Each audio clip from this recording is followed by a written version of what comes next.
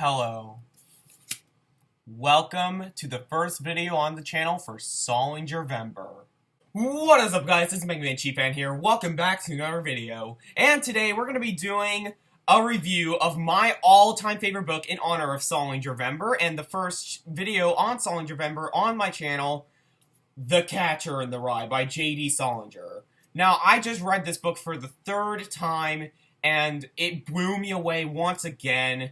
And it was great to see Holden once again, because this is one of those books that you can read over and over and over again and have the same feeling towards it as you did the first time you read it, because there's just so much to this book, if you ask me, that it's worth reading a couple times. And sure, you'll get the story of it, you'll get the characters, and you'll get the writing style throughout the entire book. But, in my opinion, if you want the true Catcher in the Rye, if you really want to know this novel, you have to read it more than once. So, now that I've read it 3 times, I think I can finally say what I want to say about The Catcher in the Rye by J.D. Salinger. Because I feel like I'm not going to be talking about everything in this book, because then what's the point of reading the book if I tell you everything? In fact, I'm going to be try to get as spoiler-free as possible, but if there is eventually spoilers, I'll put it in the video, but warning, potential spoilers. But why do I think this is a masterpiece? Why do I love this book as much as I do?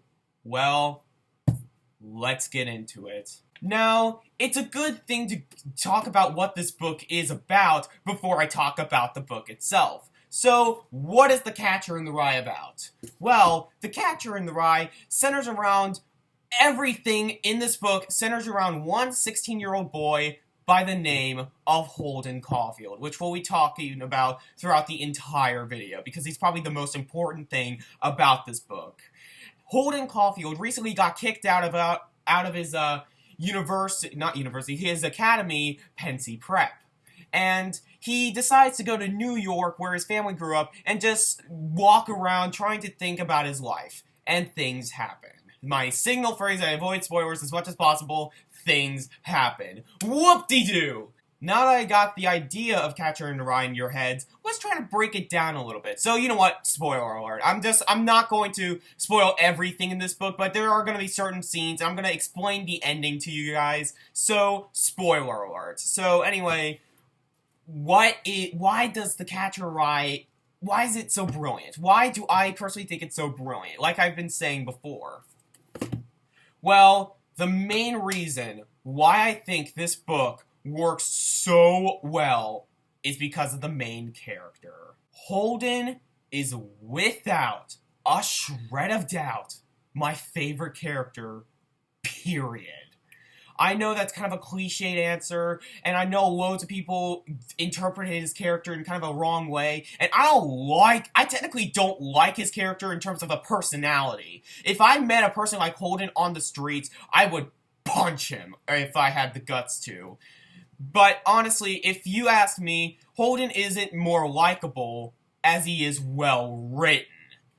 The writing that Holden Caulfield gets on himself is so wonderful that you can't even imagine anybody that hasn't had this mentality writing this. You can't see anybody else that doesn't have this type of mentality writing this. And luckily, J.D. Salinger kind of has that mentality. I feel like Salinger used this as kind of used Holden as kind of a mask to portray his own ideas on what he thinks society is into the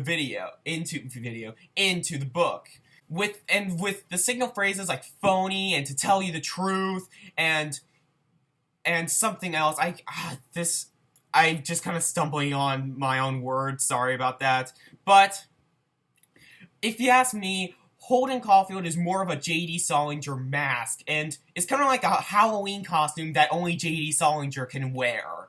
Because, really, Salinger is not the most pleasant person to be around. If you hear about J.D. Salinger, he is not the nicest guy in the world. However, he has interesting views on the world, and how he thinks everything has at least a hint of phoniness to it, and how the world is just kind of like artificial, if you ask me.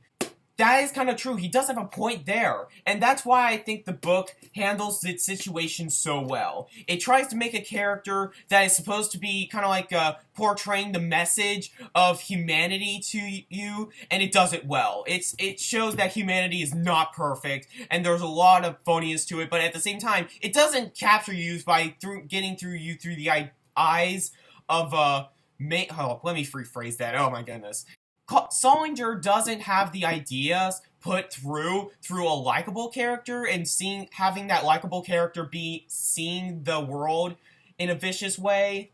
It more of an unlikable character seeing the world in a vicious way. So instead of a likable character viewing a despicable world, it's an unlikable character viewing a yet already despicable world. And that is so interesting if you ask me.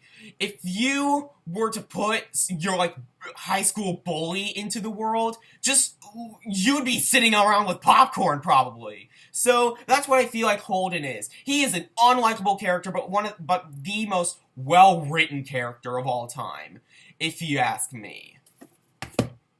However, there is a lot of symbolism to this book as well.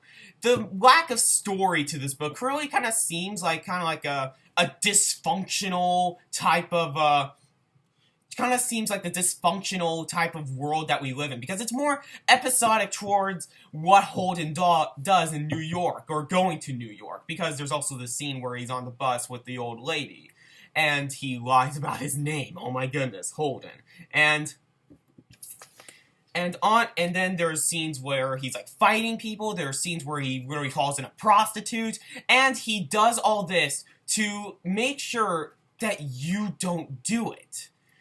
I feel like Salinger, at the same time, even though this is his views, I think he's kind of self-aware that these aren't the greatest views in the world. So I feel like the whole last chapter is pretty much just telling him, don't do what I just did. Don't do it, otherwise you will be lonely in life. And that kind of is prevalent in the book, because Holden seems like very lonely, because when he gets a prostitute into his hotel room, he just wants to talk with her. And it's kind of like showing his loneliness to the world, and how his views kind of isolated him from the rest of the world. And if you ask me, that's another phrase of mine that I've been using a lot. Holden is just lonely. He's lonely, yet his loneliness just kind of made him despicable. So that's kind of the root cause of why Holden is the way he is. It's because he's incredibly lonely and practically has no friends in the world. So he's trying to make that up by being a complete jerk to everybody. And honestly, that's pretty much... Hold on. I don't have many other thoughts on Catcher in the Rye, because it's kind of like the same thing. It's just kind of like the same view over and over again, but through different scenarios. And that's kind of unique, if you ask me. That's really unique. And really, I don't know what else to say. The writing style is is one of the greatest writing styles I've ever seen in a book, period. It's one of the most effective ways of using a first-person point of view ever, especially with the fact that Salinger is pretty much Holden Caulfield. That's my personal hypothesis. If we gotta put it in a if-then format, if Holden Caulfield is the way he is, then Salinger is Holden Caulfield. I'm rambling at this point. I'm rambling. So even though there's a lack of actual story to it, it's more based around Holden Caulfield and how he thinks of the world. And this book is pretty much just kind of like a underlying message itself, that the world is imperfect, and instead of showing it how to be perfect, it's how to be imperfect, how to be flawed, and how to fix those flaws. And honestly, I can make this video 20 minutes, but honestly, just like the book itself, I need to keep it short, because really, there's not much else to say about this book. I could go in with like the red hunting cap, or like how if some of the characters that he comes across mean something, but honestly, I don't think Salinger intended it for that. I think he just wanted to get the meaning out there, and my personal meaning is that this book shows the flaws of the world through a flawed character, and the flawed character finally comes to the realization at the end that he is not perfect, and you should do what he did, and you should not do what he did in order to not be lonely. I would like to read you the last line. Don't ever tell anybody anything. If you do, you start missing everybody. That embodies this book. That quote alone embodies this entire book.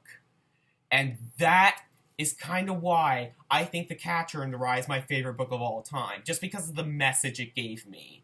And it's more of a personal message more than anything. If you don't get much out of this book, then that's fine. It's personal opinions. But it's more about what you take in as it personally. So, that's my thoughts on The Catcher in the Rye. I know this was a very dysfunctional video. I know this wasn't the greatest review of all time to satisfy my favorite book of all time. I may try to do a revise of this later, but honestly, those are just my thoughts on Catcher in the Rye, why I personally think it made such a impact on me, and why I think it's my favorite book of all time. So, that was the video. Comment down below on what you guys thought of the video. And as always, I'm Mega Man Chief Fan, and I hope you have a happy SalingerVember.